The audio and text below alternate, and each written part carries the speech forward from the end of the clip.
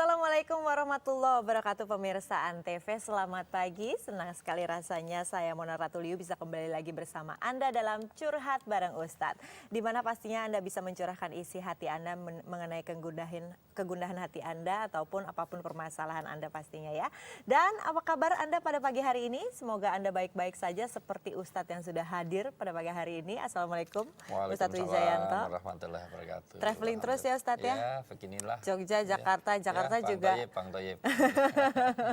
Tapi walau bagaimanapun kayaknya menyebarkan ilmu seger-seger aja ya Ustadz ya. Ya, karena sebaik-baik manusia itu kalau punya kemanfaatan bagi orang lain. Mudah-mudahan kehadiran pagi hari ini juga memberi manfaat bagi umat pada umumnya ya. Insya Allah. Dan pemirsa, apabila Anda ingin sharing kepada kami, insya Allah hasil sharing Anda juga bisa bermanfaat untuk pemirsa Antv yang lainnya yang mempunyai problem atau permasalahan yang sama. Bisa langsung seperti biasa ke 8511836 ataupun bisa SMS terus ke 9123 dengan format Antv spasi curhat spasi isi pertanyaan, dan masih bisa terus mengirimkan email ke cbu@an.tv mengenai permasalahan Anda, curhat Anda, kritik dan saran. Insya Allah kami juga masih menerima. Silahkan langsung saja telepon ke 8511836. Sudah ada penelpon yang masuk. Assalamualaikum. Assalamualaikum. Waalaikumsalam. Iya, Ibu, dengan Ibu siapa Ibu? Dengan hamba Allah. Hamba Allah Di mana Ibu? Di Jakarta. Di Jakarta. Silakan Ibu. Ya. Saya mau tanya sama Ustaz. Iya, saya mau jawab, Bu. Assalamualaikum Ustaz. Waalaikumsalam warahmatullahi wabarakatuh. Gimana, Ibu? Ustaz, saya mengenai suami saya. Ah, Akhir-akhir ini saya dengar dia itu ada main perempuan ya Ustaz ya. Jadi maaf Ustaz, kalau dia itu perasaan saya di rumah gitu, urusan suami istri itu dia tuh terpuaskan bagi sama saya gitu. Tapi saya nggak pikir kenapa dia masih cari perempuan, itu pun perempuan yang dibilang teman-temannya itu hanya apa, dia jelek, bekas pembantu, kok mau gitu. iya. Nah, terus yang jadi pertanyaannya, saat dia minta berhubungan sama saya itu saya jadi jijik. Ustaz, saya Iya, nggak mau. iya wajar, Bu. Gimana? Nah itu apakah saya berdosa ya Ustaz ya? Kalau begitu keadaannya. Pertama Ibu, tentu kalau sudah semuanya sudah dilakukan di rumah kok suami masih punya iseng di luar. Penyakit iseng itu kalau dalam penyakit jiwa, penyakit dalam Islam disebut dengan datus suhumi, atau penyakit yang disebut dengan binatang berbisa. Binatang berbisa itu biasa disebut dengan datus suhumi atau penyakit kalajengking. Kalajengking itu nggak doyan daging, Bu, tapi sukanya menggigit. Sukanya dia menyengat, padahal sebenarnya makanannya bukan itu. Itu iseng. Orang gajinya sudah cukup tapi masih korupsi, itu iseng. Istrinya sudah cantik tapi dia berhubungan dengan kadang-kadang malah jangankan pembantunya sendiri kadang-kadang. Padahal pembantunya jelas tidak lebih cantik daripada istrinya misalnya. Itu iseng. Jadi kadang-kadang orang melakukan sesuatu bukan karena kebutuhan tetapi karena iseng. Lah penyakit seperti ini memang termasuk penyakit yang akan merusak amal-amal. Lalu bagaimana pertanyaan tadi kalau dia menolak karena memang suami suka berhubungan atau selingkuh atau dia memang sudah berhubungan itu. Pertama yakinkan betul. Karena kalau saya dengar-dengar itu kan harus ada tabayun. Dia harus di cross check lagi apakah benar dia melakukan seperti itu, karena kadang-kadang juga dari orang suka ngompor-ngomporin kan gitu, ya juga manfaat. Tapi kalau memang benar seperti itu, maka tidak dosa bagi ibu untuk menolak berhubungan. Oh gitu ya. Nanti dilihat dalam surat An-Nisa ayat 19, seorang suami itu boleh mentak-mentak istri, boleh dia dengan tegas kepada istri, dan juga sebaliknya. Kalau memang dia jelas-jelas berbuat keji. Apa yang disebut dengan faksa mang'amalil hayawan, yaitu semua perbuatan kebinatangan. Kalau suami sudah nggak tahu mana istri sendiri, mana istri orang lain, gitu, itu sudah boleh, suami tidak perlu dilayani untuk pengajaran bagi dia. Itu, apalagi perzina itu hanya untuk perzina.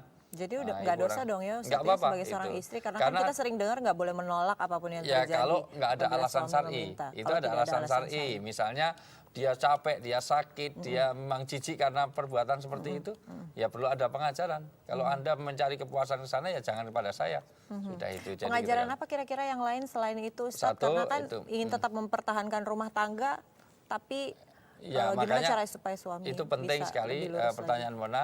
Yang penting bukan menolaknya, tetapi bagaimana penjeraan kepada dia supaya tidak lagi berulang. Karena tugas secara moral bagaimana suami juga kembali ke jalan yang benar.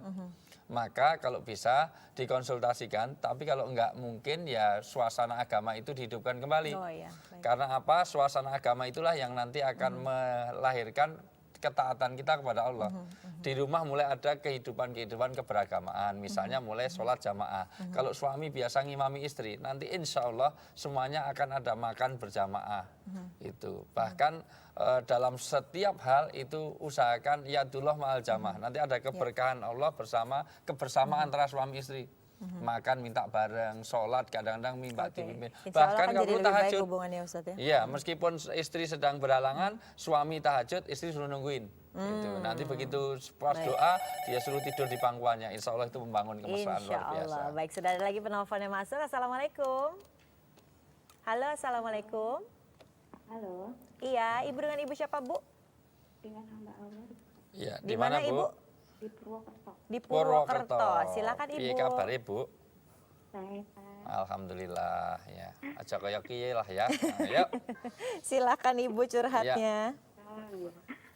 Bagaimana hukumnya bila suami? Maaf ibu bisa lebih Bisa besar agak lagi lebih kencang lagi? suaranya. Oh ya. Ya. Bagaimana hukumnya bila suami sering mengatakan cerai, tapi nggak pernah menceraikan saya lewat KUA, Tar? Atau Jadi kalau cerai- setiap ada Tapi percekcokan kata-katanya selalu cerai mengucapkan apa? cerai gitu. Iya, cerai apa pisah saja apa? Ya, ya Betul. udah lah. Kalau cerai aja gitu. Udah kalau gitu bisa aja gitu. Iya. Nah, terus kata saya, Dalam kondisi emosional apa emosi apa dalam kondisi normal? ya kalau kadang normal, kadang juga oke. lagi emosi. Iya. Nah, kayaknya kata-kata cerai itu udah sering banget, kayaknya udah nggak ada hitungannya lagi gitu lah ya. Terus, nah apakah itu sudah termasuk talak tiga? Soalnya saya kawinannya sudah 15 tahun. Nah, kan tapi kalau talak tiga, kalau mau rujuk saya harus menikah lagi. Kalau nikah lagi ya. Tapi apa bisa kalau saya misalnya menikah lagi, tapi perjanjian sama calon suami kedua supaya cepat menceraikan saya gitu. Apa itu boleh? Ya. Ya. Oke ibu, coba dijawab ya ibu Iya, ya. iya. Terima kasih pertanyaannya. Pertama Gimana, Ustaz? bahwa ada satu kata-kata semarah apapun suami jangan mengucapkan yaitu talak atau cerai. Kalau hanya sekedar pisah itu bukan cerai karena cerai dengan pisah itu berbeda. Karena nanti ada tuntunan kalau memang dia tidak cocok boleh memisahkan ranjang. Tetapi itu bukan cerai. Gitu. Tapi kalau itu kondisinya emosional, dia mengatakan cerai, maka dia juga bukan jatuh talak karena dalam kondisi emosi, tidak dengan kesadaran yang penuh. Tapi kalau tidak emosi kok dia mengatakan cerai, Oh, maka itu termasuk gertak-gertak aja gitu, Ustaz? itu tetap tidak boleh karena Tetap kata tidak cerai boleh. dan talak itu hanya diucapkan untuk melahirkan bagaimana komitmen itu masih berjalan atau tidak. Jadi harus gimana Maka dong harus Ustaz?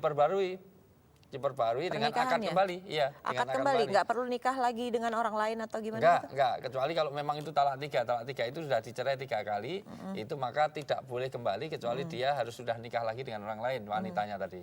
Nah, maka sekarang dipahamkan saja bagi suami, kalau memang seemosi apapun atau tidak cocoknya dengan apa, jangan mudah-mudah mengatakan cerai, karena kata cerai itu melahirkan rusaknya akad nikah yang sudah dibangun.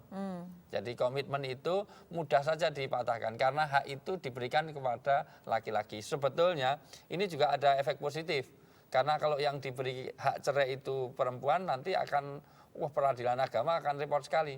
Karena kecenderungan emosional itu lebih kepada wanita kadang-kadang kalau capek sedikit minta cerai. Untung hak cerai itu pada suami diharapkan pesan moralnya adalah suami lebih rasional, lebih bisa memikirkan terhadap sesuatu. Makanya dalam Islam jelas sekali kata talak jangan mudah-mudah diucapkan. Jadi boleh diperbarui kembali Diperbarui akad kembali, nikah cari Anda wali, ya Ibu saksi di itu, Purwokerto ya. ya. Baik Ibu di Purwokerto ataupun Anda dimanapun berada, jangan kemana-mana dulu, kami akan kembali setelah menjelang azan subuh berikut ini.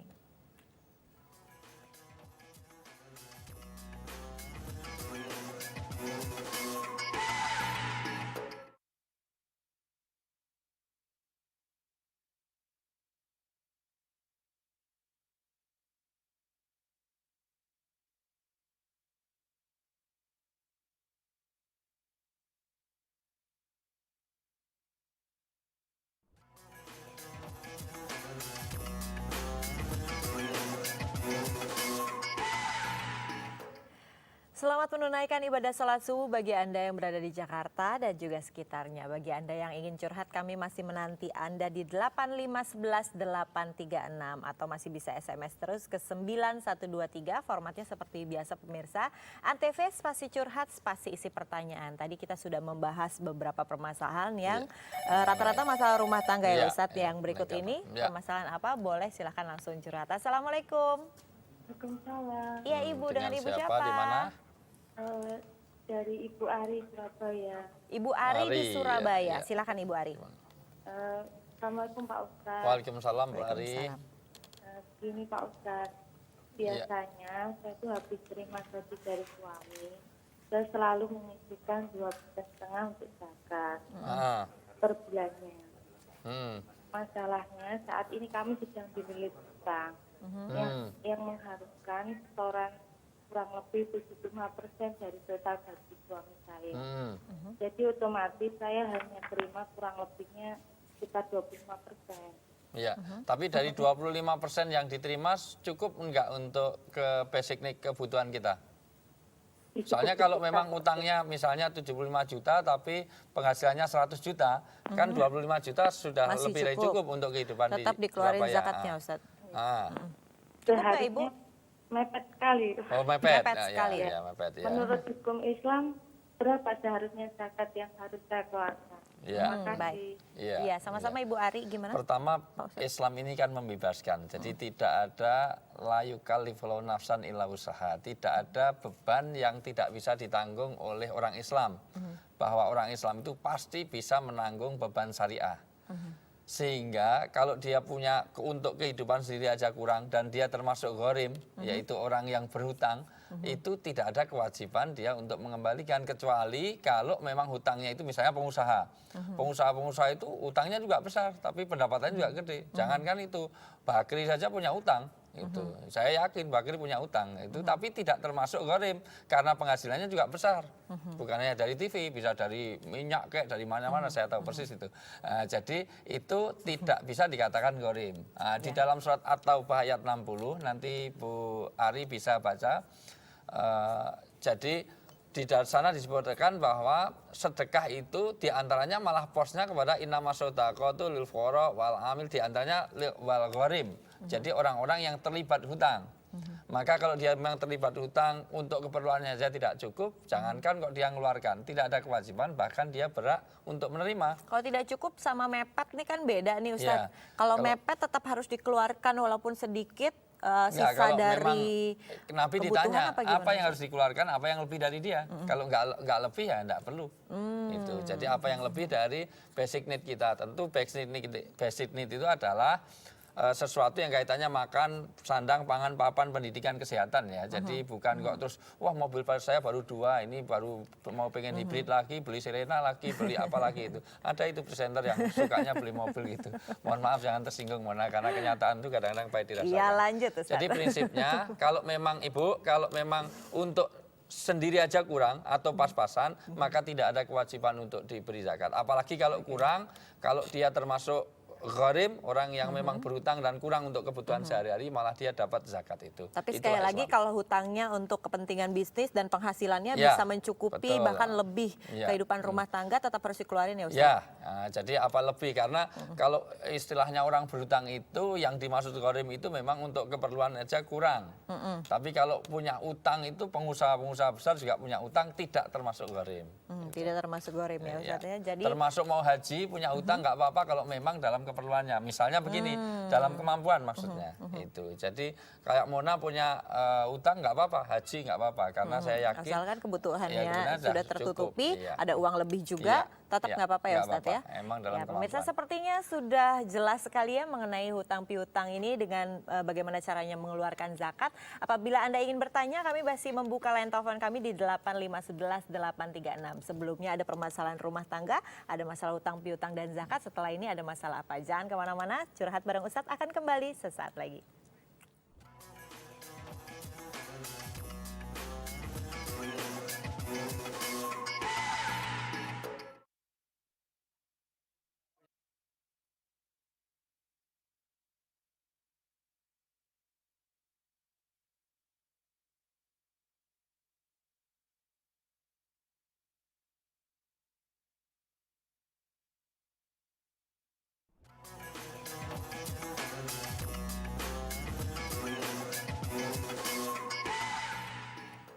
Pemirsa, terima kasih masih bersama Curhat bareng Ustadz. Anda masih bisa curhat sampai pukul 5 nanti di 8511836. Silahkan mencurahkan isi hati Anda karena Ustadz Wijayanto masih hadir untuk Anda pada pagi hari ini ya. Ya. Sudah ada penelpon yang masuk. Assalamualaikum. Assalamualaikum. Assalamualaikum. Halo. Assalamualaikum. Iya, dengan siapa, di mana Waalaikumsalam. Dengan nih? Ibu siapa? Dari Ibu Kalsum Ibu Kalsum, Kalsum di di mana mana, Ibu Bu? Kalsum? di Makassar. Di Di Makassar. Makassar. Silakan Ibu Kalsum Iya, gimana, Bu? curhatnya. Iya. Ini Pak Ustadz. Iya, saya mau gimana, tanya Ibu? Masalah pekerjaan suami saya, masalah nafkah suami saya. Ah, Apakah seorang istri itu berhak tahu bagaimana suami saya mencari nafkah di luar? iya.